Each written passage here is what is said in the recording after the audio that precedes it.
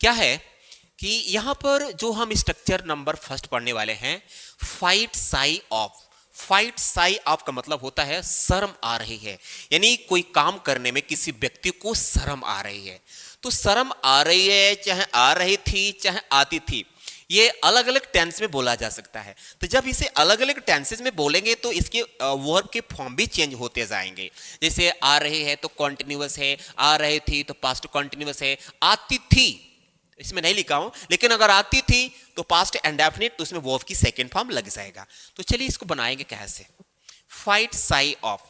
Fight sigh of का मतलब होता है शर्म आ रही है, मुझे अंग्रेजी बोलने में शर्म आ रही है। तो पहले मुझे की मीनिंग सब्जेक्ट है, मुझे, आई लिखेंगे। प्रेजेंट कॉन्टिन्यूअस टेंस है, रहा है, रही है, रहे हैं, तो रहा रही वाले सेंटेंस में इज एम आर का प्रयोग होता है, तो आई के साथ एम।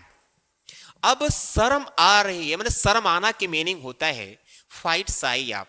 तो कॉन्टिन्यूअस टेंस है तो फाइट में जोड़ेंगे आई एन जी, फाइटिंग, तब कर देंगे साई ऑफ, ठीक है। यानी फाइट साई ऑफ है, फाइट साई ऑफ है, लेकिन हमको अगर कॉन्टिन्यूअस टेंस है तो फाइट में जोड़ देंगे आई एन जी, और साई ऑफ में कुछ भी नहीं करना है। तो आई एम फाइटिंग साई ऑफ। अब यहां पर क्या है, मे के पहले बोलने की मीनिंग आएगा, ठीक है। बोलने की मीनिंग, हंसने की मीनिंग, नहाने की मीनिंग, खेलने की मीनिंग, कूदने की मीनिंग, उसकी मीनिंग में आपको जोड़ देना है आई एन जी। जैसे बोलने की मीनिंग होता है स्पीक, इसमें जोड़ेंगे आई एन जी।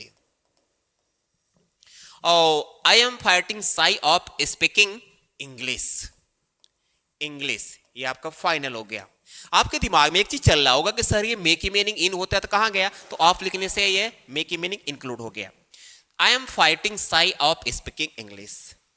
उसे यहां नहाने में शर्म आ रही है। कोई लड़का है, बाहर नहाना है, नल पर नहाना है, लड़का यंग है, जवान है, तो उसको शर्म आ रहा है, पहली बार गांव में आया है, शहर का रहने वाला मान लीजिए, तो उसको शर्म आ रहा है, तो क्या करेंगे, उसे, कंफर्म नहीं है, उसे शर्म आ रही है, उसे शर्म आ रही है, लड़का ही है, चलो। ही इज फाइटिंग, फाइटिंग पता ही क्यों लग रहा है, fighting shy of. Fighting shy of मतलब शर्म आ रही है। क्या करने भाई, नहाने में, मे की मीनिंग ऑफ हो गया, नहाने की मीनिंग, बात इसी मीनिंग में जोड़ेंगे आई एन जी। पता है ना क्यों, कैसे आपको आई जोड़ना है, मे के तुरंत पहले जो वर्ड आएगा वो ने की मात्रा लेकर आएगा, उसी की मीनिंग में आई जोड़ना है, क्योंकि कुछ लोगों को मेन वर्ड पहचानने में दिक्कत होता है। तो he is fighting shy of bathing, कहां, यहां की मीनिंग होता है हेयर। फाइनल हो गया। Oh, he's fighting Sai bathing hair. He's fighting Sai bathing hair. उसे भीख नहीं, चंदा होगा। उसे चंदा मांगने में शर्म आ रही थी। लोग चंदा मांगने गए तो उसमें जो हेड था, ठीक है, सरस्वती पूजा वगैरह में, दुर्गा पूजन वगैरह में लोग चंदा मांगते हैं, तो कुछ उसमें जो हेड लोग बनते हैं, जहाँ से स्टार्टिंग करना होता है, उनको चंदा मांगने में थोड़ी सी शर्म आती है, लेकिन जब दो चार घर मांग लेते हैं तो फिर उनकी जो शर्म नाम की चीज़ें खत्म हो जाती है। चलिए, उसे चंदा मांगने में शर्म आ रही थी, उसे हे या सील, लेकिन ज्यादा लड़के ही चंदा मांगते हैं इसलिए मैं ही लगा दिया। तो ये टेंस जो है पास्ट कॉन्टिन्यूअस है, रहा था, रही थी, रहे थे, तो ही के साथ यहां पर लगाएंगे, हम लिखेंगे वॉज, जो थी का मतलब निकल गया। अब शर्म आना, शर्म आना की मीनिंग यहां लिखा हूं फाइट साई अप, लेकिन ये भी कॉन्टिन्यूअस ही है, रहा है, रही है, तो फाइट में जोड़ेंगे आई एन जी, फाइटिंग हो जाएगा। फाइटिंग आप तुरंत लिखेंगे sigh of. He was fighting shy of, क्या करने में, मांगने, तो मांगने की मीनिंग होता है बेगिंग कर ली, चलिए बेगिंग, बेगिंग क्या मांगने में, चंदा, यानी कंट्रीब्यूशन, कंट्रीब्यूशन। चंदा की एक और अंग्रेजी होता है सब्सक्रिप्शन। तो यहां पर कंट्रीब्यूशन, चलिए योगदान मांग रहे हैं लोग, भीख तो मांग नहीं रहे हैं, ठीक है, तो कंट्रीब्यूशन वर्ड थोड़ा सा अच्छा ही है। He was fighting shy of begging contribution. मुझे अपने अध्यापक से बात करने में शर्म आ रही थी, मुझे हमारे जो सर थे उनसे मैं बात नहीं कर पा रही थी, जब भी बात करने जा रही थी तो शर्म आ रही थी, मुझे अपने अध्यापक से बात करने में शर्म आ रही थी, यानी आई, मुझे की मीनिंग आई, थी के लिए वॉज, काम क्या हो रहा था, शर्म आ रहा था, तो fighting shy of, fighting shy of, क्या काम करने में, बात करने में, टॉकिंग, तो जोड़ेंगे आई एन जी, टॉक में I N G, talking, talking के बाद प्रेपोजिशन से की मीनिंग निकालने के लिए टू लगता है या विद लगता है, तो आप फ्री हैं। तो चलिए टॉकिंग विद या टॉकिंग टू, अपने अध्यापक से, अपने अध्यापक से, तो अपने की मीनिंग यहां अगर सब्जेक्ट आई है तो अपने की मीनिंग होगा my. Talking to my teacher, to my teacher. अब अगला स्ट्रक्चर देखते हैं। अगला स्ट्रक्चर है अब और नहीं। जैसे कोई काम करते करते आप एकदम टायर्ड हो गए हैं, थक गए हैं और फाइनली बोल दे रहे हैं कि भाई अब मैं और नहीं चल पाऊंगा। खा रहे हैं खाना, आपको आपके जो फ्रेंडली है, जो जो फ्रेंड सर्कल है, आपको जबरदस्ती खाना खिला रही है करके भी मैं अब और नहीं खा पाऊंगा, अब और नहीं चल पाऊंगा, अब और नहीं खेल पाऊंगा। वो अगर इस तरह की बात को अंग्रेजी में बोलना हो तो आज के बाद से आप बोलेंगे won't be able to। won't be able to, won't क्या है? won't एक्चुअली क्या है ना, will not का कॉन्ट्रैक्शन फॉर्म है। will not को won't बोला जाता है, ठीक है।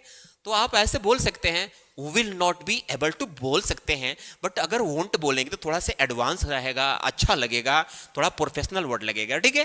तो won't be able to, सबसे पहले सब्जेक्ट, तुरंत won't be able to, अब टू के बाद हमेशा वर्ब की फर्स्ट फॉर्म आता ही है, और लास्ट में लिखेंगे एनी मोर, जो मतलब निकालेगा और नहीं, अब और नहीं, अब और नहीं, ठीक है।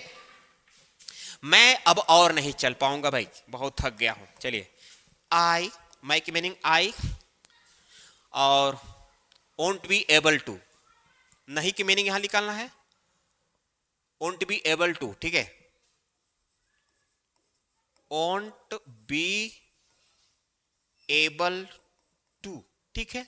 क्या काम करना है? चलने की मीनिंग बात हो रही है, वॉक, और लास्ट में लिखना है I won't be able to walk any more, any more अब और नहीं, ठीक है,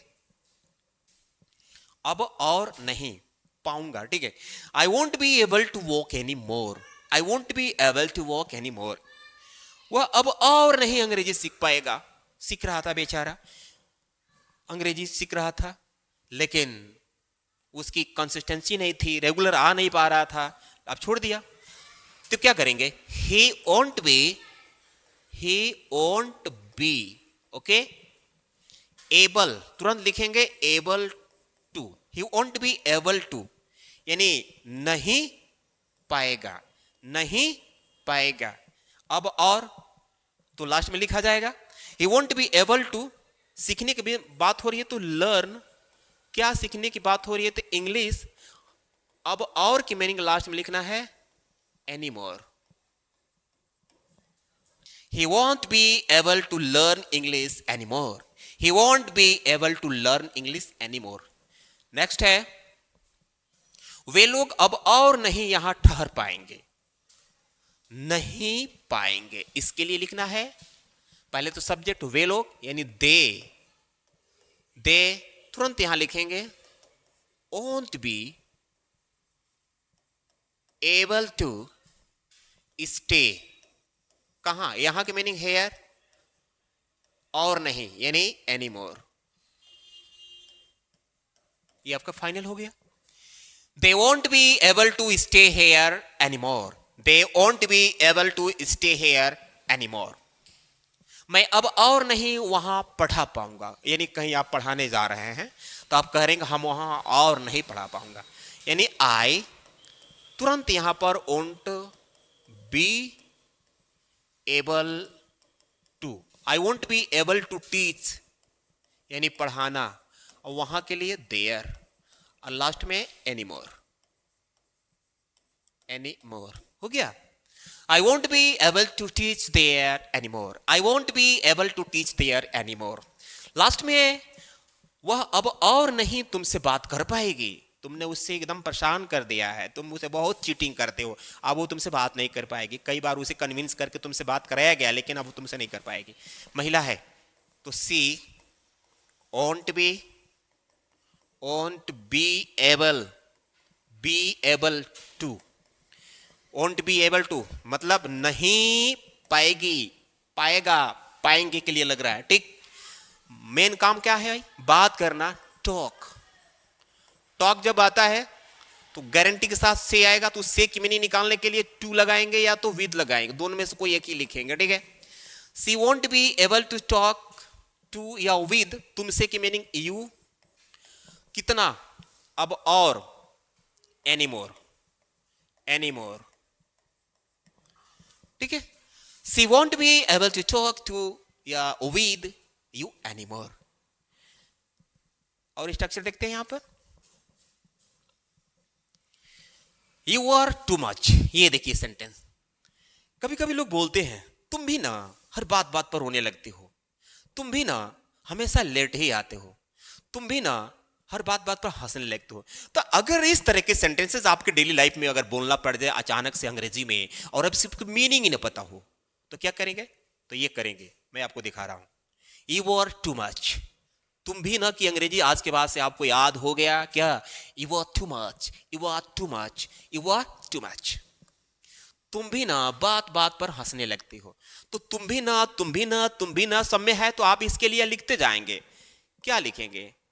you are too much, you are too much, okay.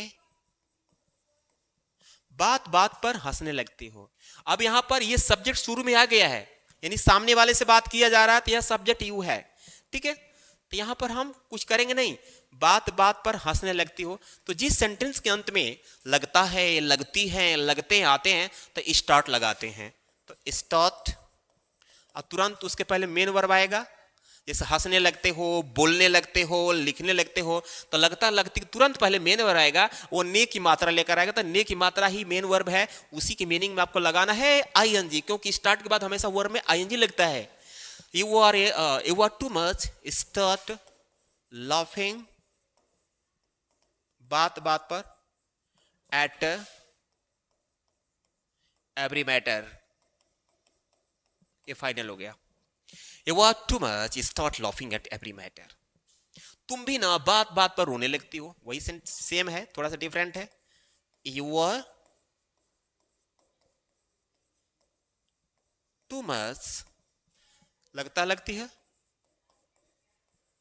starts weeping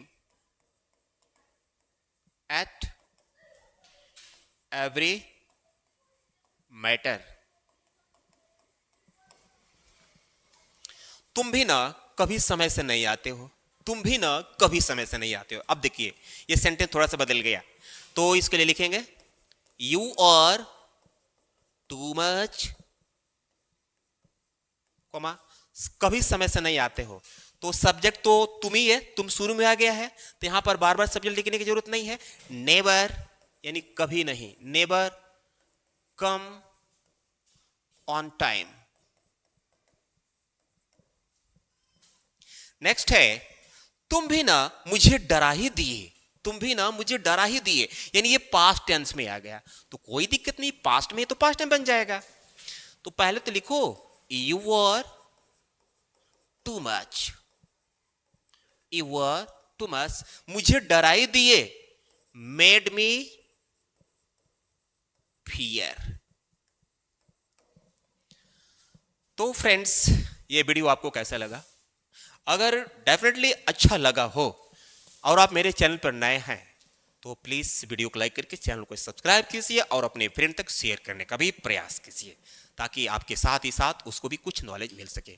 तो मिलते हैं अगले वीडियो में, तब तक के लिए धन्यवाद।